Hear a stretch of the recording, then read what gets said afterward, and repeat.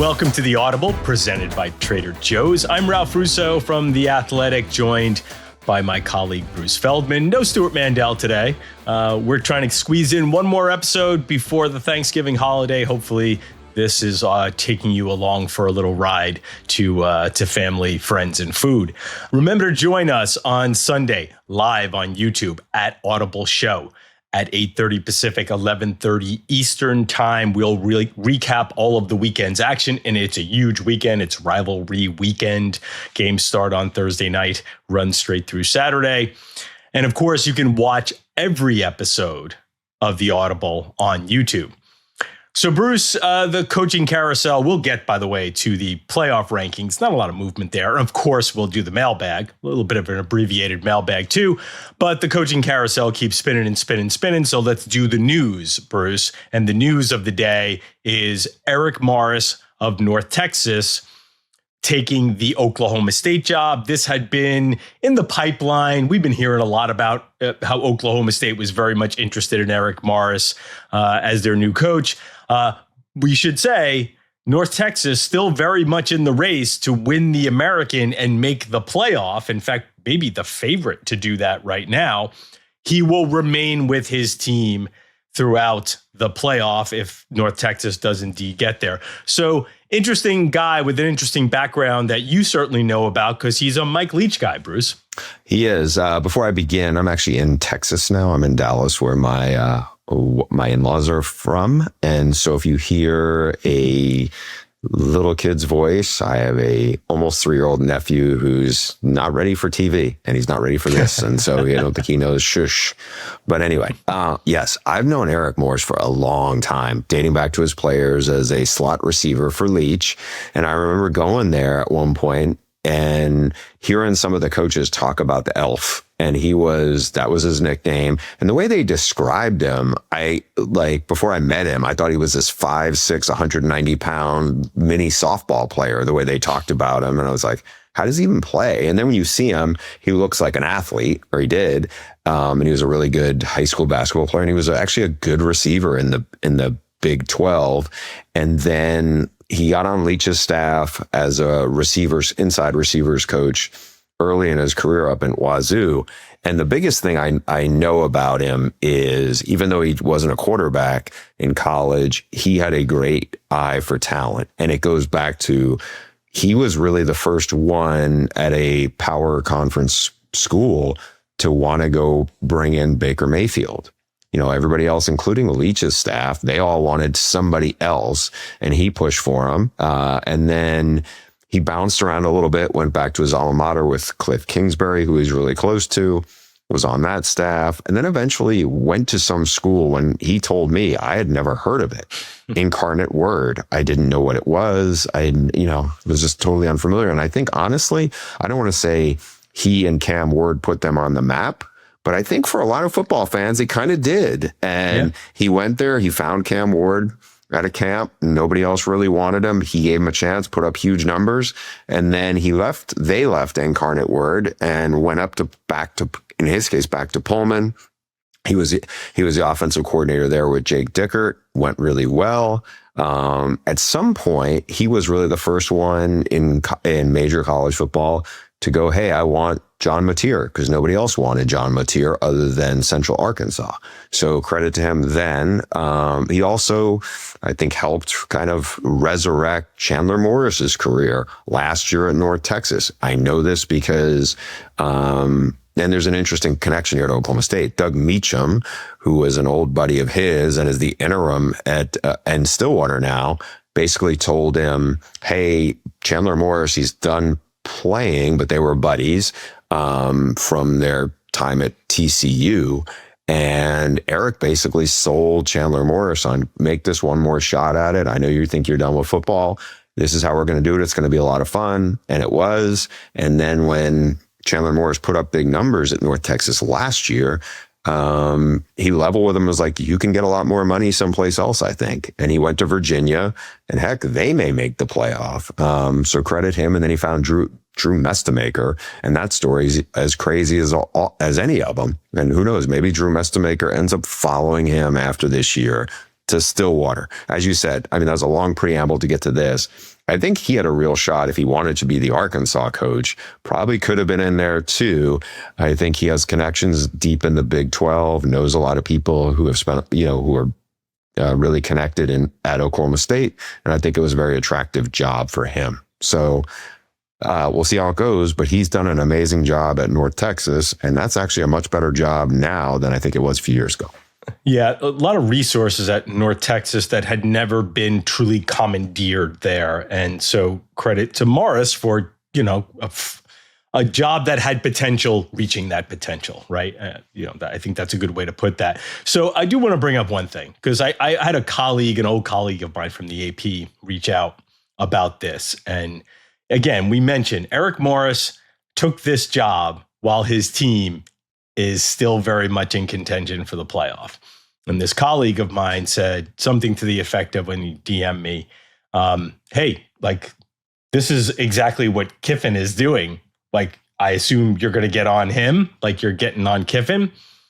Now, I don't agree with that, but I do think it needs to be addressed, right? It's a fair comment from my friend, but even though I disagree with it, the Eric Morris, and I think he will not be the only one. My suspicion is we will have another G5 coach or two have a similar situation in the next few days where his team is not out of it, but he is being asked to accept a job and maybe even coach in the playoff with a new job. I don't think this is the same. These G5 coaches, now, I do get it. I understand this idea that hey, shouldn't your focus be on your team? These G5 coaches are moving up, having their salaries doubled, maybe tripled. I don't know exactly. I don't have what the number exactly of what Morris was making. Easily tripled. Easily tripled. I don't think Morris was making $2 million, and I'm guessing at Oklahoma State he's got to be making close to 4 or 5. So easily, that's more than tripled. I also understand from a school's perspective, if you're a G5 school, you know what? This in some ways is a platform for me to get my next coach. Hey, come here.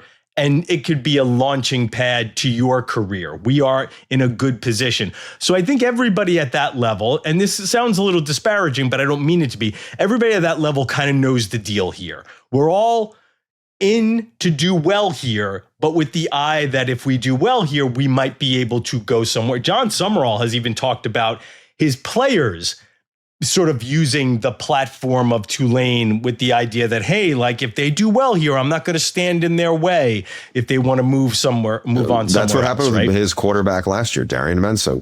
Made Absolutely. A ton more money. And honestly, just the story I told a minute ago, that's essentially what happened with Chandler Morris.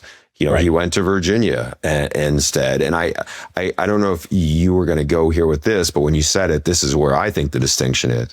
And again, I don't want to totally downplay North Texas, although it may sound like I'm doing this by saying this.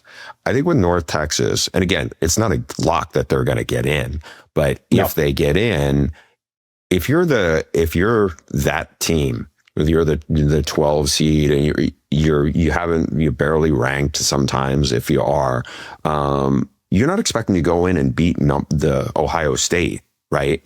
Much less win the playoff. And I think that's the difference. Whereas here, you're at Ole Miss, you're a team that, now I wouldn't pick them to win the national title, but they're expected to, if they do get in, and let's say they don't stumble against Mississippi State Friday, that they would be a team that is expected to probably win at least win one game, maybe be more.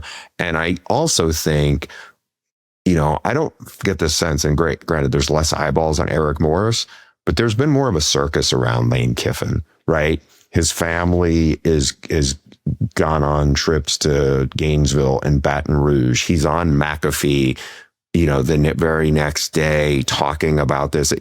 He can't control necessarily the questions he's getting asked. And I know he's tried to downplay it when he's gotten to this point, but this has turned into a circus of epic proportions. And I think it's a feeling of he seems to like the attention or crave it. Whereas I feel like in this case with North Texas, you're not getting that.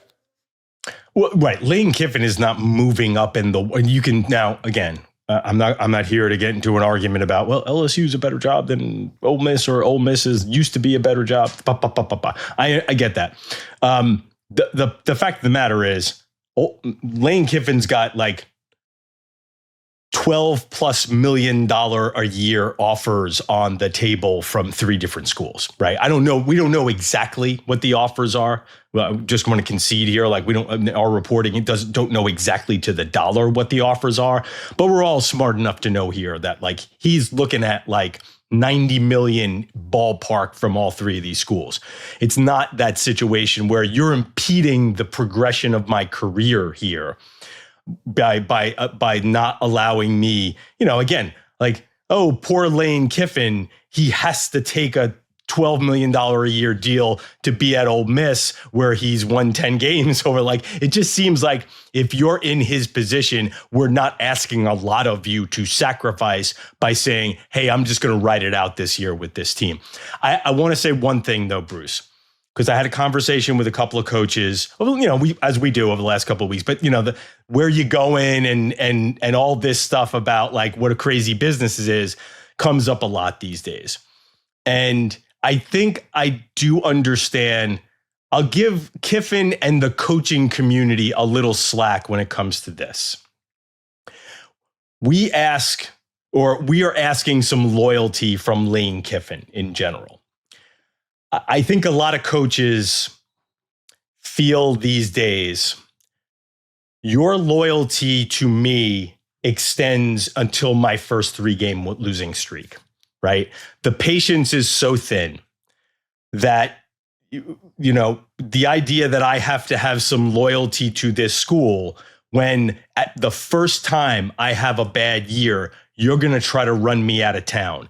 The first losing streak, everybody's tweeting my buyout, right? So I get that. I actually think that's a legitimate complaint from coaches who are like, hey man, like, listen, the relationship here is tenuous between every fan base. Think of what Ryan Day went through at Ohio State, winning every single game and getting run out of town practically because of, one loss to Michigan over the last 4 years. So I do understand how we have created a situation where the fans and these communities and the boosters and all the people who are expecting loyalty from these coaches, don't show a whole lot of empathy or loyalty or patience when things go a little bad. So I just want to throw that out there. You can respond to that. I'd be interested, but I just want to throw that out there. Like, that's a fairly legitimate complaint that I hear from some coaches. Not a complaint, but just a fact that I hear from some coaches. Yeah, fair enough on that. The thing that I would push back the most on this particular aspect of it is, I feel like when it comes to the players and the player, it's so derided about the players have no loyalty. They're only out chasing money. They bounce from here to there to there. Like, that's not a narrative. I feel like that really comes from us in the media. I don't know, maybe there's some people who are talk radio people who drive that and lament that. That is, to me, that is a coaching thing that comes up a lot. And I go back to this, you used to see it on sweatshirts and t-shirts, commitment, finish, and all finish, and it was like, there's no loyalty to this. And I feel like that essentially has been a one-way street. I mean, to go back to Kiffin a little bit, like either yesterday or the day before, he gave a soundbite, and I saw it getting around social media where it was like, this is that generation. And he kind of talked about the generation of, this is just how it is now. Yeah. And they're whether not it's distracted right or wrong by these things. Yeah. Is what he's saying. Right? And while there's probably some truth to that, there's also, it's like, it's just kind of setting the table for, well, we're not going to expect that from them, don't expect it from me. I don't think he's exactly saying it like that, but that's how it starts to play. I know Stu was fairly outspoken in our Sunday episode about some of the comments, his mentor, but not Stu's, Lane's, Nick Saban had made about over the weekend. And I do feel like there's some of that. But again, the narrative about the players bouncing around and everything else and how they're wired differently and everything, that comes from coaches. That's where I feel like it comes from. And look, Nick Saban told a lot of people close to him about when he stepped down at Alabama, had all these exit interviews with these players, and kind of the feedback he got seemed to be very different from the feedback he probably got 3 and 5 and 10 years earlier from his old players. And again, I'm not saying there's no truth in that, but I was like, you can't really have it both ways, to that point. And that's where it is. I mean, I don't begrudge anybody for doing anything that it's their own choice. It's just like if Stu leaves the Athletic or you leave the AP or whatever, you haven't essentially gotten a lot of people around you to buy into your leadership and your whatever. Like, we're all kind of free agents and contractors in that regard. So whenever somebody says, well, if they offered triple Stu's salary to go to Sporting News, Stu would go. And look, we wouldn't begrudge Stu, but like, it's not like Grace Rayner or Chris Vanini was like, damn, I can't go on without Stu. I came here because of Stu. So, Maybe Justin Williams, maybe, I think would be. Oh, don't do that to Justin. Don't do that to Justin. I would be distraught. I was so happy to work with you guys. And if you left me now, I would be so disappointed. All right, let's cut to a break here. We have the playoff rankings. There wasn't a whole bunch to talk about, but we'll figure something out. So let's just take a quick break. Okay, we're back. Just Bruce and I on the podcast. Stu is taking the night off as we try to squeeze in one more before the holiday weekend. Hopefully you're listening to this again on a road trip, or maybe you're just trying to get away from the family for a couple of minutes. It's not a bad way, just go throw the headphones in. Actually, nowadays with earbuds, you can put your headphones in, right? And then you could just sort of walk away, or you can be around the family and they might not notice that you have your one earbud in. I do that a lot with my I put the one earbud in, Bruce, and my family doesn't realize I'm not listening to them. Wow. So the hopefully they're not listening to this and they're going to think a lot less of you. Well, maybe. The playoff rankings came out tonight, and honestly, because everybody won last weekend, there was almost no change. Okay, minor change here in the top 10. Oregon jumped ahead of Ole Miss. Oregon moved to 6. Ole Miss down to 7. So Oregon got a little lift from that win over USC. Everything else, for the most part, was about the same. Miami moved up another spot, so closing the gap a little bit on Notre Dame, but still Miami's 12, Notre Dame's 9. It's not that close, but Miami benefited from its victory, and Utah struggling to put away Kansas State. So again, no huge headliners here. I think the main takeaway is if you look at the top 10, if those top 10 teams win this week, they should, I think, all get in almost regardless of what happens championship weekend, though the caveat being if BYU can beat Texas Tech, I don't think Texas Tech has fallen out, Bruce. But anything else catch your eye? Well, it's two things I wanted to ask you about. So Oregon moved up a spot. It was an impressive win against USC. USC actually didn't move down there. I think they were at 17. They're still at 17, right? Yeah, maybe they moved down a spot. But my point is, I don't think what I'm about to say is going to happen. But I also didn't think it was going to happen last year in Columbus. If Michigan at 9-2, and Michigan did actually move up by beating Maryland handily, and their offense looked better than it has probably all season, but still. But if Michigan holds, they're going to play Ohio State. It's supposed to be wet and cold and snowy. If Michigan somehow beats Ohio State again, and they're at 10-2, and now they have probably the best win of the regular season against the number 1 team, somebody's getting knocked out because then Michigan's going to the playoff. So here's my question. Oregon got moved up a spot. I didn't think we would have 4 Big Ten teams. I still don't think we will, but if Michigan wins, somebody's getting knocked out. So let's put on the side for a second that the Egg Bowl doesn't really go Egg Bowl. Let's say Ole Miss still goes 11-1, but now they're behind, and they're not going to beat a highly ranked. It's not a ranked Mississippi State team. So does that set up? Again, it's a big hypothetical. But does that set up Oregon's probably in? Because before I thought Oregon, with one loss and no great wins, might have gotten bumped for a Ohio State beating Michigan team. I still think Michigan's going in. Ohio State team. Michigan's going if they make it, I think. I don't know how you keep them out at 10-2 with that win. Yeah, so who gets bumped essentially is the question here. And you're right. Like, I think if Oregon win, now my biggest advice to the Ducks, do not lose this weekend. Oh yeah. Yeah, I think even I know 10-2 looks pretty good, but like they will put themselves into it. And I think they could still get in at 10-2, but all of a sudden they open themselves up for a lot of scrutiny if some of the things that you're talking about, like especially the Michigan thing. Like, I think Michigan would end up bumping, frankly, Oregon. And that if Oregon were to lose, I think that's the team Michigan bumps. Would Michigan bump an already 2-loss Alabama team? You know, Alabama's probably going to the SEC championship game with four top ranked wins, including one at Georgia. Completely understand. They would also have maybe the worst loss if you want to start getting into that semantics game. Does that open up Notre Dame for scrutiny? Does that limit the possibility of two Big Ten teams? By the way, the irony of that, the irony of the Notre Dame piece of it, even it would be Notre Dame whipped USC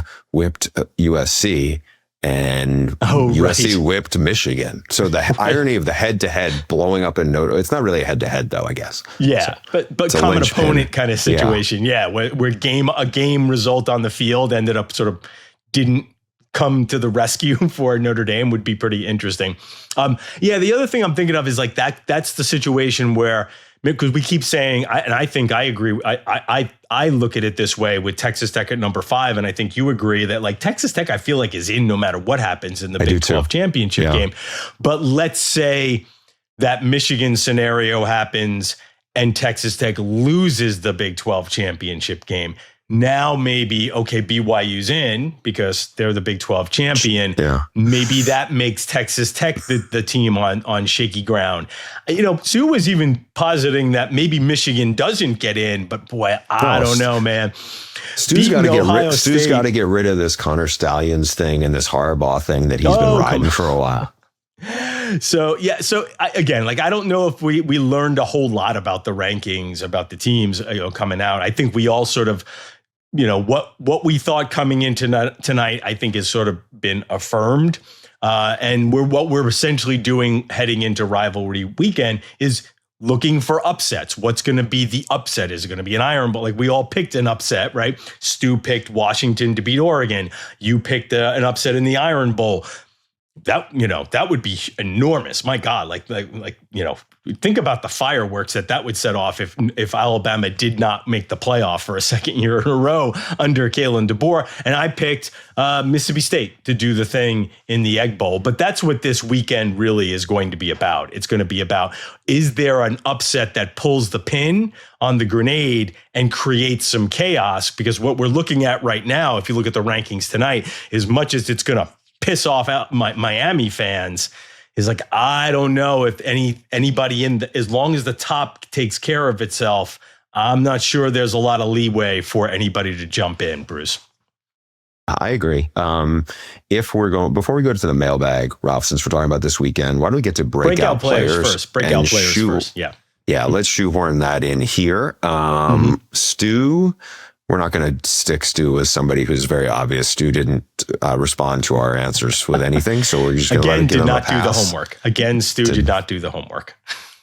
So, all right, who's your breakout player? My breakout player is from a breakout team. Wake Forest has had a really terrific year, 8-3 under Jake Dickert in year one. I think we talked a little bit about him on Sunday or in a couple of last Sunday shows. So my breakout player is a linebacker edge rusher named Langston Hardy, who is near the top of the ACC in sacks and in tackles for loss. And Langston Hardy is from Jacksonville. He was about a 3-star recruit. So Langston Hardy from Jacksonville. Jacksonville. He is Kevin Hardy's son. Kevin Hardy was the star linebacker at Illinois, and a star for a lot of years, or a really good player for a lot of years. And kind of almost like a borderline, like he was a star player, right? He was a star NFL player with the Jaguars, right? Like it's fair to say that. I think I have a good story about Kevin Hardy. So a long time ago, I'm still at ESPN. I'm working on the draft, and there was a bunch of really good players at the draft, right? So, and I was doing interviews back then and worked with the late Gil Brandt, and we were doing a bunch of player interviews. So I'll skip ahead real quick. Later on, the next year, I am covering the Super Bowl and I want to say the Super Bowl was in New Orleans. And I remember I had a wicked headache. And you can understand if I'm in New Orleans where the headache probably came from. So I drag one of my ESPN buddies. We go to like a CVS or a Dwayne Reed or whatever. And while we're there, there's like two huge guys. And one of them I feel like is like giving us dirty looks. And I'm like, did they think we're somebody else? This is getting super, and they're big dudes. I'm like, this is not a fight I definitely want to have because it would go super bad. And so I said to my buddy, I was like, are those guys like kind of following us? Something's up or whatever. So we check out, or I check by my whatever Advil. And I want to say like the one who doesn't look so menacing and look pissed off comes up to me. He goes, hey, I know you. And I was like, oh God. And he was like, don't you work for ESPN? I'm like, I do. And he goes, we talked at the draft. I'm Kevin Hardy. And nice. Kevin was super nice. I want to say his dad, I guess I might remember his name was like Herb. I think he had he was in the car business, like a car dealership or used cars or whatever. But nice man, was great. It was him and Simeon Rice. And Simeon Rice was a phenomenal interview. Simeon Rice was not the one there. The one there was Tony Brackens. I don't know if you remember that name. Oh, yeah. Texas. Good player. Texas. Yeah, he was a good player. And he was like, he was either in a bad mood. I just remember thinking like Tony Brackens did not look happy to be around us. But I was just like, oh, this is a big relief. I mean, Kevin Hardy, super nice guy, like kind of always pulled for him. That was like, it was like him, Simeon Rice, and Dana Howard. I don't know if you remember Dana Howard. Was like a really, they were like as good a linebacking crew as, three, like phenomenal linebackers, the line I have. But anyway, so Langston Hardy is my breakout player, just to wrap it up. Langston Hardy, Kevin's son, really had an excellent year for an excellent Wake Forest defense. Wake Forest faces Duke this weekend. Duke still with a chance to get to the ACC championship game. Who is your breakout player, Bruce? Yeah, my breakout player, I feel like, has broken out a couple times this season, is Brennan Thompson. He's one of the fastest, might be the fastest guy in the SEC. He's blazing speed, was an Oklahoma receiver, didn't do that much in Norman, got to Stillwater, got to Starkville, and had some big plays. Like when they knocked off Arizona State, made a huge play. He's had a phenomenal season there in that system. And now he's got Ole Miss. All eyeballs are going to be on the Egg Bowl. This is a big stage for him. I mean, if he gets out in front, no one's catching him. He's little. He's like 5'9", 170. He's one of my freaks list guys because I think he may hit 24 miles per hour, which almost nobody can do in college football. So keep an eye on Brennan Thompson. If Mississippi State's going to pull a big upset, he would have to have a big role in that. All right, going to take one last break, come back, hit some mailbag questions, and then get on out of here. Back to the Audible. It's time for the mailbag. As always, send your questions to the audiblepod@gmail.com. Ralph, the first question, I want to tee you up on this. This is from William Barnes in Longview, Texas. Guys, let's rewind the calendar to the year 2000. All 6 BCS Power Conferences are intact, as we all knew, loved, and understood back then. If NIL money and media rights money for athletes started then, would all of those conferences still exist today exactly as it was, even with the natural increase in TV money, etc.? What do you think, Ralph? That's a really great question. Because I don't know if I have a great answer for it. It's such a hard thing to like sort of the butterfly effect of all that. My gut instinct is we would have had less realignment, I feel like, because I think if essentially paying players, right? Let's just say paying players. I think if college sports, big time college sports had understood and got out ahead of the idea that we really do need to pay these athletes. What we're doing is illegal, because that's essentially what happened eventually 10, 15 years later. 15 years later, the Supreme Court, almost 20 years later, the Supreme Court essentially said that. I think if college sports in general, big-time college sports, had kind of come to Jesus moment earlier and said, okay, we need to figure out ways to compensate these players, I do wonder if that might have forced them to look to each other, band together a little more, and come up with ways to fuel that pipeline, maybe not be so, bad with their money, be so careless and spend the money in every other which way, facilities, coaches, and things along those lines. So I don't know. Maybe I will say, I'll contradict myself. I might be being a little Pollyannish there to think that could have been something that kept that structure together. I think the brands have always driven a lot of college sports, and maybe that was inevitable that the conferences and the brands were going to gravitate towards each other, the biggest brands. So we got closer to what we have now. But I do wonder if acknowledging that they had to pay the players sooner would have made them more focused on that than rearranging the conferences. I don't know if you know the answer to this, and it's another thing of like, maybe this is a Dennis Dodd question. I'm trying to think who I would ask for, like who didn't actually work in college sports on the inside. But it's one of those where when you had some of the bigger realignment moves 25 years ago, it felt like it wasn't Texas didn't move for money. Texas moved for control. Different things. And Nebraska moved because they didn't like the setup they were getting here. It was almost like egos of the brands were butting heads. And now I feel like TV is driving the bus way more than it did whatever it was, like, the previous rounds of it, realignment. And I feel like that got way different. I don't have a great feel on anything beyond that, but I just know some of those bigger dominoes happen, not so much because of money, but because of like ego and power. And I guess that can be connected to money, but I don't think it was directly like that. It's all connected to money, Bruce. Yeah, and that was William Barnes from Longview, Texas on that one. I'm not sure if you read that, but I will repeat it anyway. All right, this one's for you, and it talks about on the field stuff, and I thought this was a pretty interesting one too. Hi, Stuart, Bruce, and Ralph.